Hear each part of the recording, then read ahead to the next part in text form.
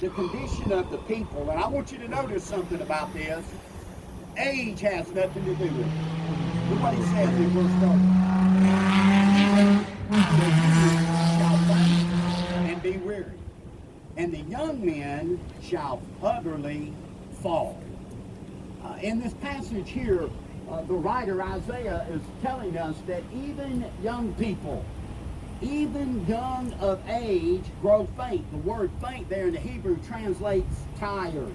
They grow weary. That Hebrew word means to be exhausted.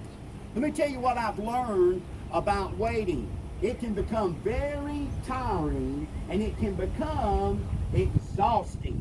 You're always waiting for God to speak. You're always waiting for God to do something. And after a while, it just becomes very, very tiring in our relationship with God. But age has nothing to do with it. He's not talking about youth. He's talking about immaturity. Let me tell you what I've learned. An immature Christian has trouble waiting. Y'all all right? An immature spiritual person has trouble waiting on the Lord. But we need to be careful.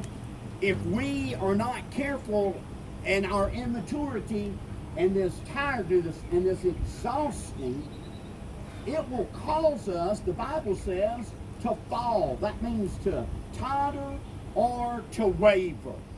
I'm afraid that during this time, while we're waiting on God with this virus, God's people, if we're not careful, we can become so impatient that we'll begin to totter or waver on, do we want to continue our spiritual growth? Do we want to continue to allow God to grow us during this time?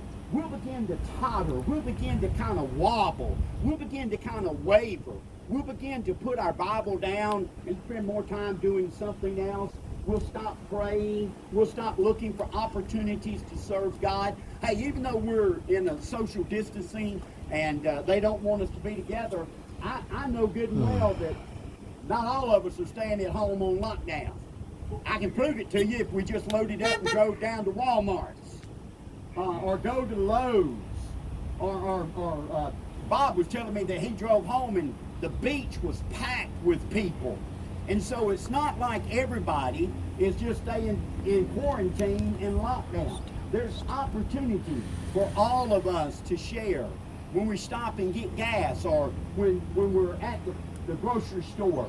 We have an opportunity to see what God is doing. Well, how do we move our life from wavering in times of waiting? Anybody ever wavered while you're waiting? How many of y'all went ahead and did something? Why you couldn't wait on God no more, so you thought you'd help God out, and you went ahead and done something by impulse. You just went ahead and took care of what you wanted to take care of. Well, there's a couple of things that I've learned on waiting through the years that I want to share with you, so that you don't totter and that you don't fail. I don't want to fail during this time. I want to be successful in my waiting. So, number one is that we need to begin by acknowledging our condition. We must be willing to admit that we may be in our flesh, which causes this condition. Go to Galatians. When you look at the fruits of the Spirit, one of them is perseverance, endurance, patience. Those words are attributed to the Spirit of God. Have you ever thought about it? Jesus has never been impatient. Why should he be? He already knows all, in control of all, overpower over all. Why would there ever be a moment in the life of Jesus that he was impatient? He was always willing to wait on the Father. Matter of fact, he said, what you see me do, you see the Father do. I do nothing in and of myself. He wouldn't do anything without the Father. And so he was always patient. It is a spiritual fruit of the Spirit of God in us. Now, what's the opposite of being patient in the Spirit? In your flesh, you're impatient. It creates anger. It creates frustration. It creates fleshly desires of emotion.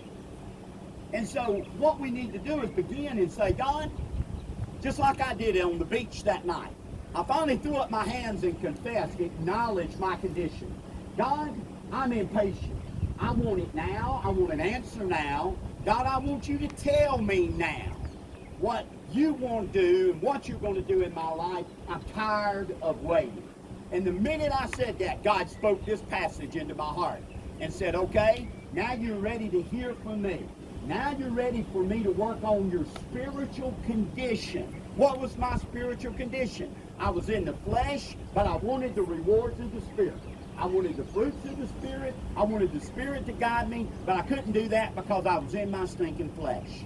I was wanting my stuff. I wanted my answer. I wanted it when I wanted it. Y'all all right? It was all about me. It was about I want. Nowhere did I say, God, what do you want? What are you doing? And so we begin by acknowledging. Now, can I remind you, in 2 Corinthians chapter 12, verse 9, Jesus speaking to Paul when Paul had the thorn in the flesh. Y'all remember that? He had a physical sickness that he had to deal with. And Paul came to Jesus in prayer and he said, I've got this infirmity. I've got this condition and I'm dealing with it every day. Every day is tiring. It's exhausting. I'm wavering. I'm tottering. God, give me an answer. Listen what Jesus says to him. My grace is sufficient for you. For my strength is made perfect, listen, not in strength, not in your ability. Jesus says, my strength is made perfect in weakness. Listen what Paul says. He responds to that. Therefore, most gladly, I would rather boast in my infirmities that the power of Christ might rest upon me. Here's what acknowledgement and confession does. It puts you in that spiritual place where now God can say, here's why I have you waiting. This is what I want to do. I want to become your strength. Now you're ready for me to work. You're ready to get out of the way, and you're ready for me to do something in your life. So we need to begin with acknowledging our conditioning. Then we need to move to that most difficult state, and that is waiting upon the Lord. The word wait there is an interesting word in the Hebrew. Here's what it means.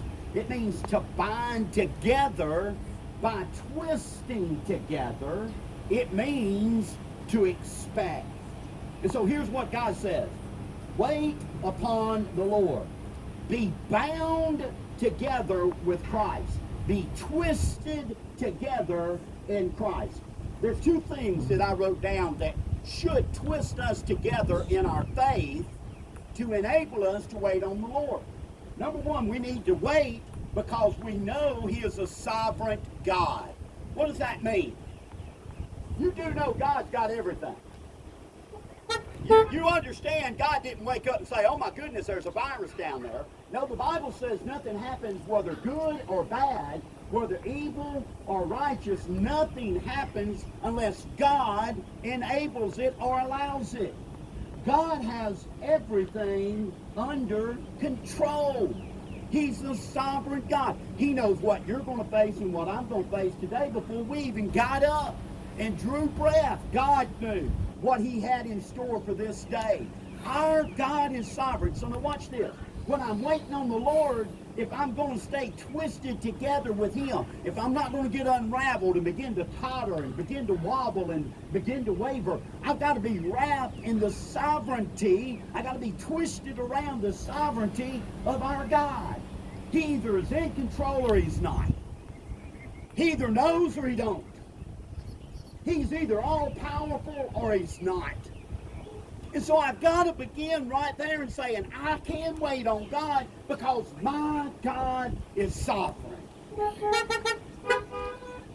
Hey, second thing that ought to enable us to wait is the very character of God Himself. Look at verse 29. Verse 29 says, he gives power to the weak, and to those who have no might, he increases strength.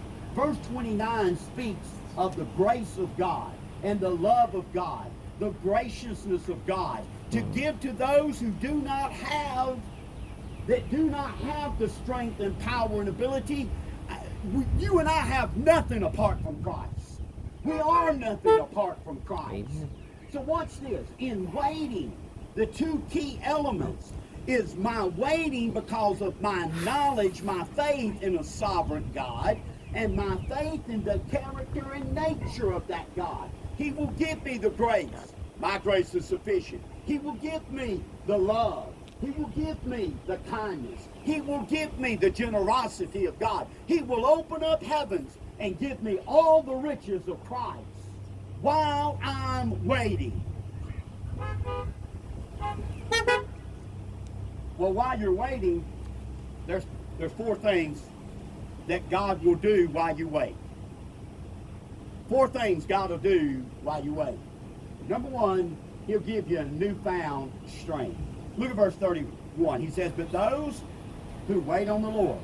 Now remember, we're twisted together with Jesus. In the sovereignty and the character of our God, we're twisted together. Nothing can pull us apart. By faith, I believe in that God, and because of that faith, I'm going to wait on God. I'm waiting on Him. Now watch this. Here's what it does. Look what. He says, it shall renew their strength. That phrase, shall renew, in the Hebrew translates spring up. It means to alter.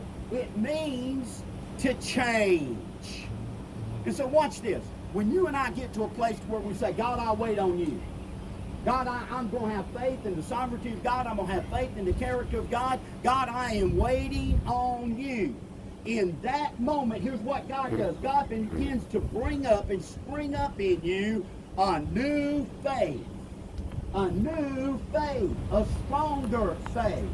A faith that will become unwavering no matter what life throws at you. How does faith come? Through testing and by fire. Any faith that's not brought by testing and fire is a faith that fizzles. I mean, you'll go out with it just in a moment. Your faith will be gone. You'll lose it in everything and anything. What God does while we're waiting is what He wants to do is spring up. Give you and I a brand new faith in that God.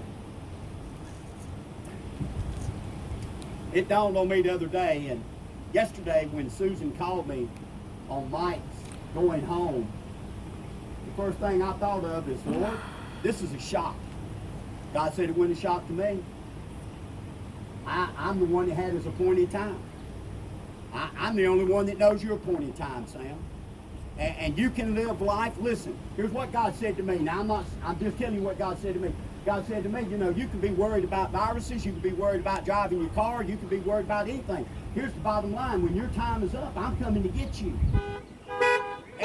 Because I know the appointed time. Now, you can live life in fear. And listen, we ought to be careful. I'm not saying we ought not be careful, but listen, I'm telling you that people are allowing this stuff to grab them by fear and create doubt and unassurance and waver on what they know about their God. And listen, Mike was practicing social distancing. He was doing all those things that we're all supposed to do. He was doing all that, and guess what? It didn't keep him from his appointed time. We can't live life and allow others. Listen, I know why the world's afraid. They're afraid to catch the virus because if they die, they don't know Jesus. I'd be afraid too if I didn't know Jesus. I'd be scared and petrified to death. I would put on masks. I'd wear gloves. I'd run around here and tell everybody, stay 10 feet from me. I don't want you nowhere near me. If I didn't know Christ, I'd have a reason to be afraid. I'd have a reason to overreact. But I've got a faith in a God that just says, hey, I know all and in control of all. Sam, you can live your life in doubt and fear. You can waver and tother in your faith in me, or you can just realize and understand, hey, I'm only going to allow to happen what's going to happen. Now, I can use a virus to do it. I can use a heart attack to do it. I can use a fire. I can use, hey, you do know the most dangerous thing you're doing, you're sitting in right now. Most dangerous thing you do is drive. More people die by car accidents than they are by this virus. And we're not putting our cars in the garages and saying, I'm not driving anymore. Y'all all right? I'm glad you drove here today. You didn't come here today and want everybody to preach to. All right, now watch this. I got a newfound strength. Number 2 is he gives me the ability. Now I might get excited here. I've been trying to kind of keep it down. Last week when I yelled it made that popping sound, so I've been trying to keep it down. But now watch this. I love this part. If you've ever been in my office, you'll understand this. It says, they shall mount up with wings like eagles. The phrase mount up translates to ascend. By the way, y'all do know that Jesus is coming to get us, and you know what you and I are going to do, right? We're going to ascend. You ain't staying here, you're going to ascend. And so watch this. He uses the description of one of the majestic, most powerful birds of the air to describe to us what God will do while we're waiting. He will allow us, because of this new faith that's springing up in us, he will allow us now to ascend above the weaknesses. I love eagles. When I was standing on the beach that night and I told God I was going to quit, God said, you can't quit. I called you and I'm not killed you yet. You can't quit. I'm going to give you strength to overcome all this. I'm going to give you the ability to ascend above this. You don't have to live under this. You don't have to live like this. I will empower you. I will give you the strength of the majestic eagle. I love to watch eagles. You ever watch? I watch a National Geographic show, and they did the animals in Yellowstone National Park, and they showed this eagle, and he was sitting on the ground, and he had just caught a fish, and he was sitting there, and a bear came down to the river to get his fish, and that eagle took 2 flaps. I mean, he was like 50 feet in the air. That bear couldn't touch it, and his wings spread out. And when he took that first flap, it was like jumping up about 10 feet. How many of y'all would like to have the ability to jump 10 feet? Some of us just like to jump 10 inches, amen? I mean, you know, just to get up.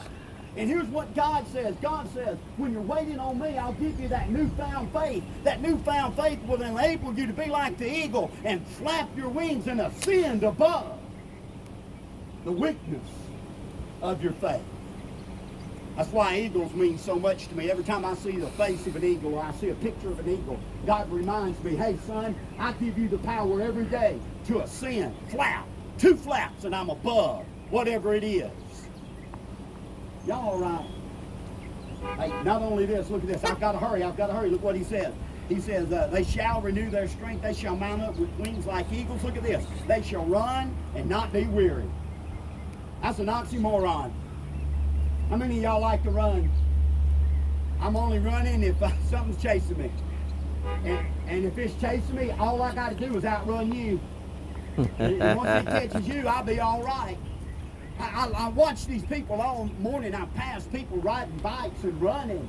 And I look at them and they seem to be doing it with such ease and like it's no effort whatsoever. And I'm thinking, if I run 10 feet, I'm going to be breathing heavy. I'm going to be bent over. I'm going to be like, God, you got to help me. What is this statement saying? Here's what this statement's saying. Run and not be weary. Oxymoron. Here's what it means. The longer I wait on the Lord and the more newfound strength he gives and the more he helps me to ascend, watch this, he creates endurance. I watch these people running. You know why it looks so effortless? It's because they do it all the time. Y'all all right? They do it all the time. And so you don't begin running a 7-mile marathon by running 7 miles the first day. You begin by jogging, and you may begin by jogging as far as you can go. It might be a quarter of a mile, maybe half a mile, depending on your strength and your ability. You might not be able to run from here to the end of the parking lot, but every day that you get up and run, guess what you're doing? You're building endurance. That endurance will allow you to go further and go further and go further till you get to the point that you want to go, and it becomes effortless. Waiting on God's not a big deal if you've always waited on God. But now if you're impatient and you never wait on God, you can't run this race with endurance. You're going to burn up every time. Well, not only do we have newfound strength and ability to ascend and endurance, but watch this. I like this last one, consistency. Look at this last. And they shall walk and not faint. I'm a good walker, amen. I average walking about 2.5, 3 miles a day. So I'm a walker. And I walk very fast when I walk. Walking's not a big deal to me. Why? I find myself doing a lot of walking every day. Can I tell you something? My walk is consistent. My walk is consistent. My pace is the same. Sometimes I have to slow down so my kids can keep up. I have to slow down so that I don't run ahead of everybody. I control the consistency. Let me tell you what walking is. It's something very constant. Very constant. She'll walk and not grow weary, not get tired. Just means that you can go and go. How many of y'all have ever seen that Energizer bunny? Just turn that thing on, that thing just goes and goes and goes and goes and goes. See, when you wait on the Lord and He creates these things in you, it leads to a life of spiritual consistency in waiting on Him. One of the hardest things I've ever had to learn to do in my ministry as a pastor is to wait on the Lord.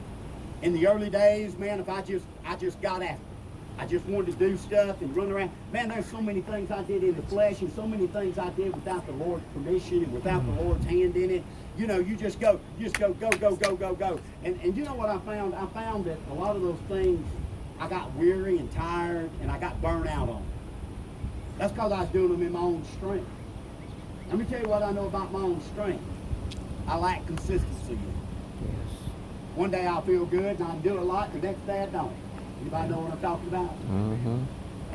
And so what God began to do was say, hey, Sam, slow down. Hey, Sam, you need to worry about what I'm doing. You need to let me be in control. You need to learn to wait. You need to just step back and wait. Now, I'm much better than I was 12, 15 years ago, but I still got a long way to go. Man, right now my mind's turning of things that we could do and possibilities and all that kind of stuff. And man, I'm just ready to go. And you know what God's doing? It's kind of like my horse. My horse is kind of headstrong.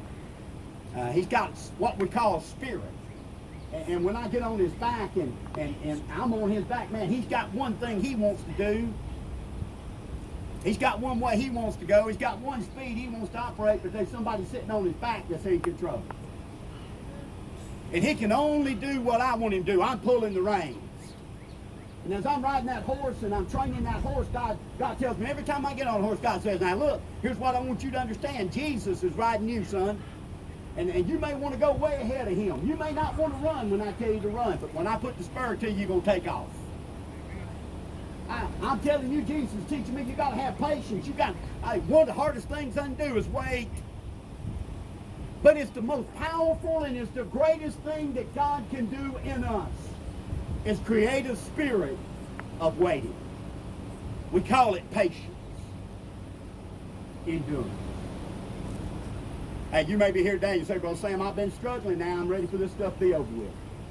And I'm ready just to get back on track doing my own thing and getting out there and just seeing what happens.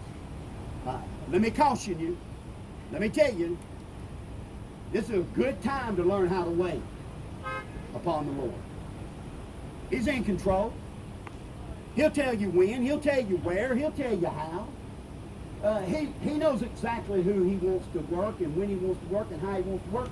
I've just got to wait in the sovereignty and the character of my God. If I'll stay twisted, that's what waiting is. Twisted. I won't come unraveled. Sevenfold cord is not hard, is hard to break. 7 is the number of perfection. You know who that 7 cord is? That's Jesus, wrapped up all in Jesus. You stay wrapped up in Jesus, I promise you. He'll give you the spiritual ability to wait.